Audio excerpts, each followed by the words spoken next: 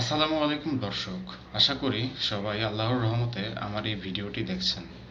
সম্প্রতি হিন্দুত্ববাদের নামে ভারতে যে সকল কট্টরপন্থী অমানবিক কার্যকলাপ করে আসছে, সেই সকল ভুল মতাদর্শ এবং পাপ থেকে মুক্তি মিলতে পারে একমাত্র যদি হিন্দুরা সত্য খোদা ও তাদের সত্য গ্রন্থ অনুসরণ করেন।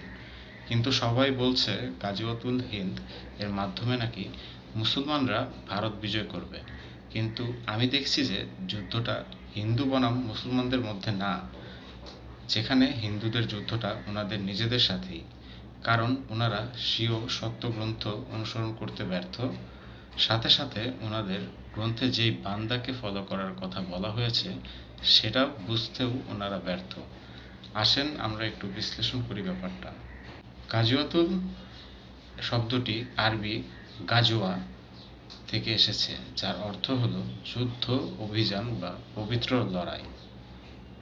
হিন্দ শব্দটি আরবি এবং ফার্সি উৎস থেকে আগত, যা সাধারণত ভারতীয় উপমহাদেশ বা ভারতকে বোঝাতে ব্যবহৃত হয়। কিন্তু এটি ফার্সি হিন্দু থেকে এসেছে, যা আবার সংস্কৃত সিন্ধু নদ থেকে উদ্ভূত। কিন্তু হিন্দি ভাষা সংস্কৃতের সরাসরি বংশধর, যা সময়ের সাথে সাথে প্রাকৃত, অপভ্রংশ ও খারিবলি উপভাষা বা বাংলা থেকে উদ্ভূত হয়েছে। আধুনিক হিন্দি ভাষা দিল্লি ও 18 শতকের দিকে দেবনাগরী লিপি ব্যবহারের মাধ্যমে হিন্দি একটি পৃথক ভাষা হিসেবে আত্মপ্রকাশ করে। মুঘল আমলে আরবি ও ফার্সি শব্দের সংমিশ্রণে এটি বিকশিত হয় এবং হিন্দুস্তানি বা হিন্দবি নামে পরিচিতি পায়। ভারতে মুঘল আমল 1526 সাল থেকে 1857 সাল পর্যন্ত স্থায়ী ছিল এবং ওই সময়ের মধ্যেই হিন্দ এর উৎপত্তি হয়েছে, অর্থাৎ গাজওয়াতুল হিন্দ এর মতবাদ ও ওই সময়কাল থেকেই তৈরি করা হয়। আসলে এইটা হচ্ছে ইসলাম ধর্ম ও মুসলমানদেরকে পচানোর জন্য অবিশ্বাসীদের একটি চক্রান্ত মাত্র, এবং মুসলমানরা এই ভুলে আশা করি পা দিবেন না। পবিত্র লড়াই বলতে যেটা বোঝানো হয়, অবশ্যই তা ন্যায়ের পথে লড়াই বোঝানো হয়েছে।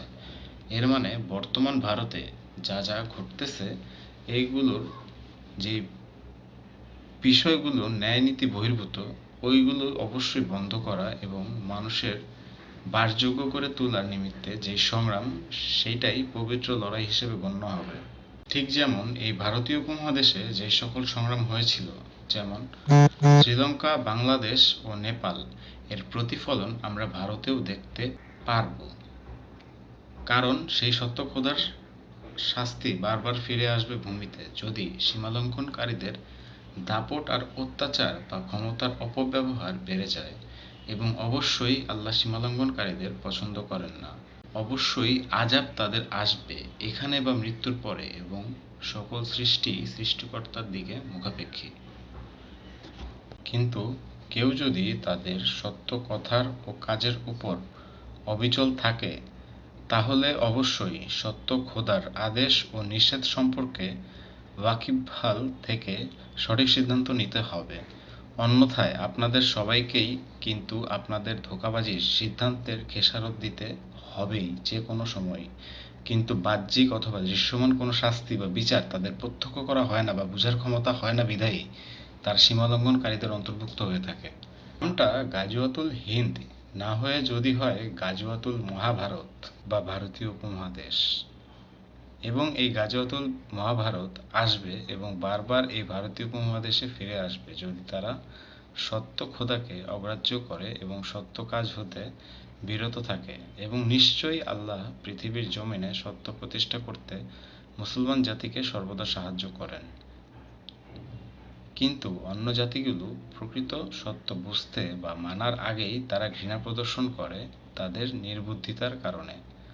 আশা করি আল্লাহ এই ভারতীয় উপমহাদেশে পূর্ণ সত্য প্রতিষ্ঠা করার সুযোগ এবং সৌভাগ্য প্রদান করেন। আমিন।